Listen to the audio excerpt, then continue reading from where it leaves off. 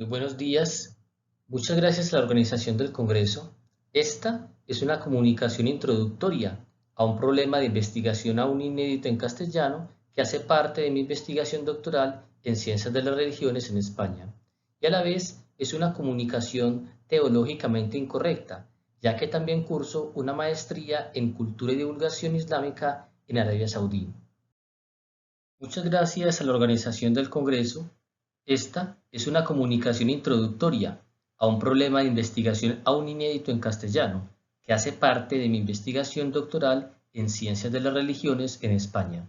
y a la vez es una comunicación teológicamente incorrecta, ya que también curso una maestría en Cultura y Divulgación Islámica en Arabia Saudí.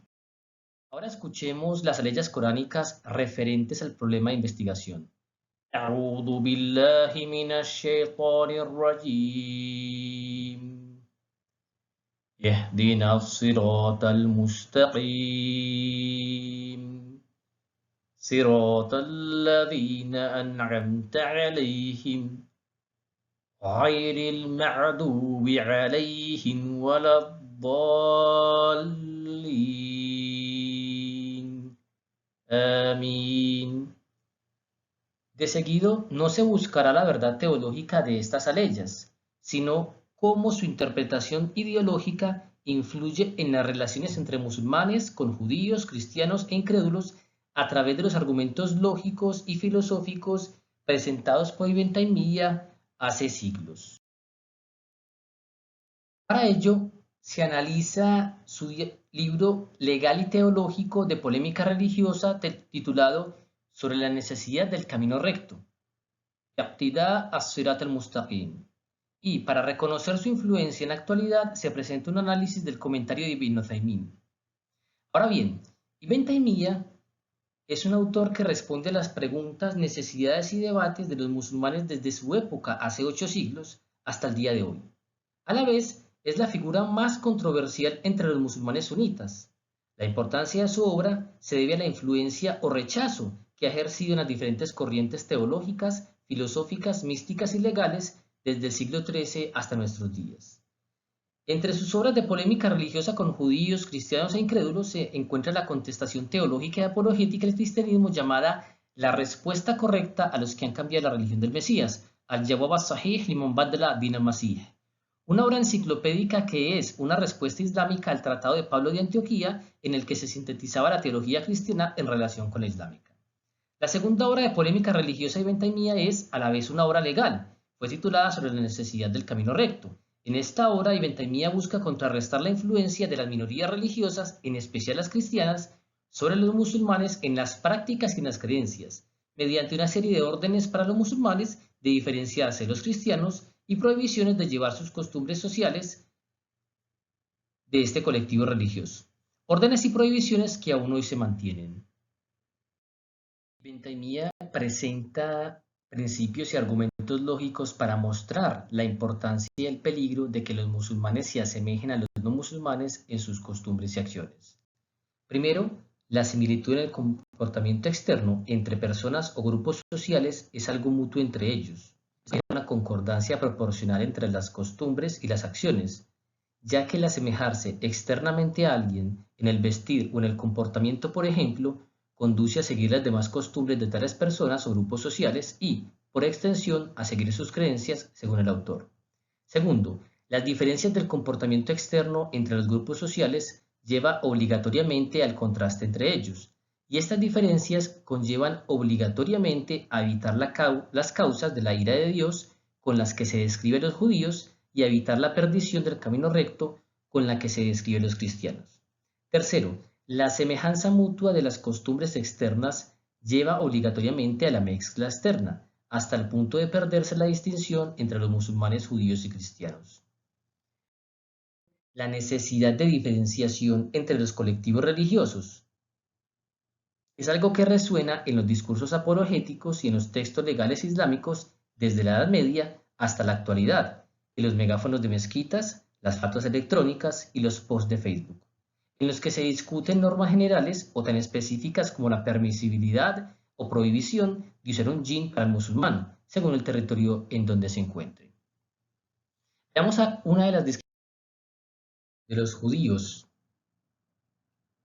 En el exordio del libro, Ibn Taymiyya identifica a los judíos con aquellos sobre los que recae la ira divina, y a los cristianos con aquellos que están extraviados del camino recto, es decir, el Islam en el pensamiento de Ibn Taymiyya, siendo una definición paradigmática de ambos, que se repetirá en libros de teología islámica y en discursos religiosos de países árabes en especial, hasta el día de hoy, al hablar de los judíos y los cristianos de manera genérica, fomentando el discurso de odio frente a la alteridad, la exclusión por motivos de religión y postulando la inferioridad de ciertas minorías religiosas en territorios musulmanes. Ibn Taymiyya usa estas definiciones para comparar los errores de los judíos y los cristianos con los errores de los musulmanes y escribe: quien entre nuestros sabios musulmanes se corrompa, entonces se parecerá a los judíos, y quien entre nuestros siervos se corrompa, se parecerá a los cristianos. Es decir, que el interés de este libro se centra en la prohibición dirigida a los musulmanes de asemejarse a los incrédulos en sus festividades religiosas y en la importancia de alejarse de ellos en sus usos y costumbres, considerando como incrédulos a judíos, cristianos y a los extranjeros, es decir, a los persas y a los romanos. Tanto la orden de diferenciarse como la prohibición de asemejarse a los incrédulos son entendidas como normas generales con muchas ramificaciones legales, que aún hoy se discuten en las clases de expertos de derecho islámico y en las publicaciones de nuevos musulmanes en el Facebook por igual. Bien sea por la influencia histórica ejercida por el pensamiento de Ibn Taymiyya, o bien sea por las controversias y polémicas que se dan en cada fiesta cristiana, judía o fecha conmemorativa nacional, con el tono propio del diálogo y la polémica entre grupos religiosos en las redes sociales. Lo que sucede con mayor ahínco en minorías musulmanas como Latinoamérica y España, aun cuando tales prohibiciones del libro de Ibn Taymiyya se dirigen a mayorías musulmanes en un contexto medieval mediterráneo. La descripción más común para los judíos en los textos islámicos se relaciona con su conocimiento de la religión y la negativa a practicarla, siempre desde lo genérico. Ibn Taymiyya muestra el ocultamiento del conocimiento religioso por parte de la gente del libro, en especial los judíos, quienes, según el autor, han ocultado la revelación, el libro sagrado de la Torá y las pruebas claras de la religión, bien sea por acaparar tal conocimiento, por la desgracia que sucedería al mostrarlo a la gente o por miedo a la respuesta que se recibiría al hacer público tal conocimiento, en palabras de Ibn Taymiyya. Según él, lo mismo sucede con los musulmanes que se atribuyen el conocimiento y lo ocultan por avaricia y odio a que otras adquieran el puesto social y político que obtuvieron con él, o por tener temor a perder riquezas e influencia entre la comunidad musulmana, recayendo la crítica de los judíos en los sabios musulmanes mismos que se les asemejan en ello. Según Ibn Taymiyya, el monacato cristiano puso a prueba a un grupo de musulmanes quienes buscaron parecerse a ellos,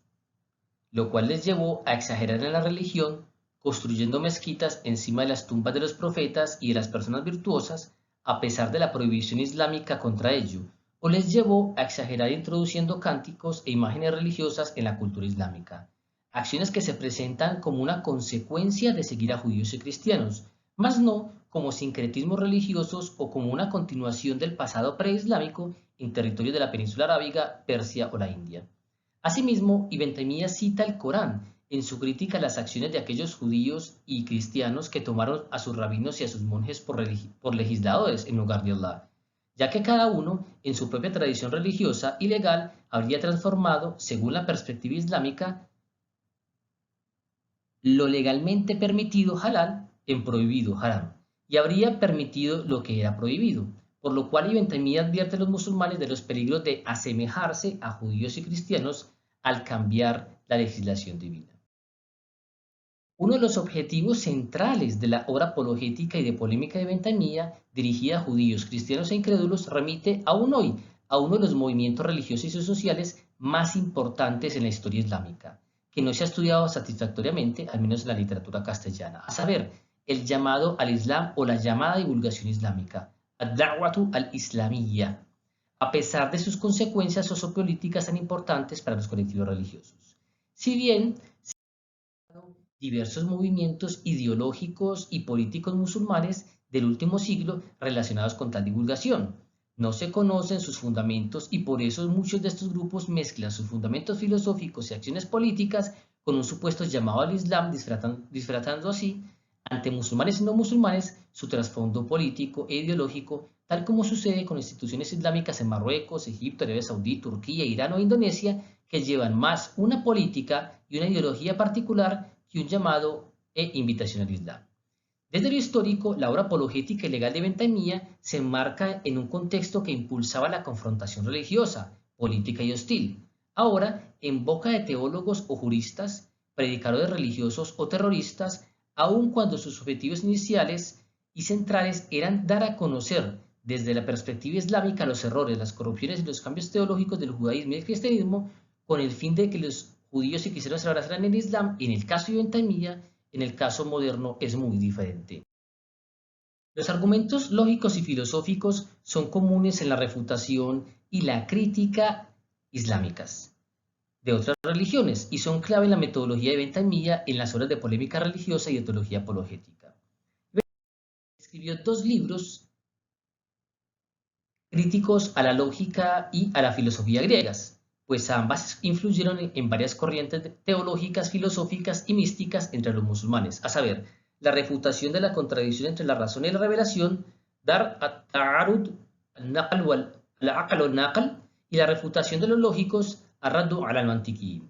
Aún así, usó argumentos y principios lógicos y filosóficos en su metodología para el estudio y crítica de las religiones, ya que uno de sus principios epistemológicos es aceptar la verdad independientemente de su fuente. Por ello menciona su comentarista Ibn Uthaymin, en la modernidad, la verdad debe aceptarse de cualquier persona, aunque sea judío, cristiano o idólatra. Una idea común entre los musulmanes según la cual el conocimiento debe evaluarse no solo desde lo cognoscitivo y su carácter de verdad o de falsedad, sino desde el aspecto religioso.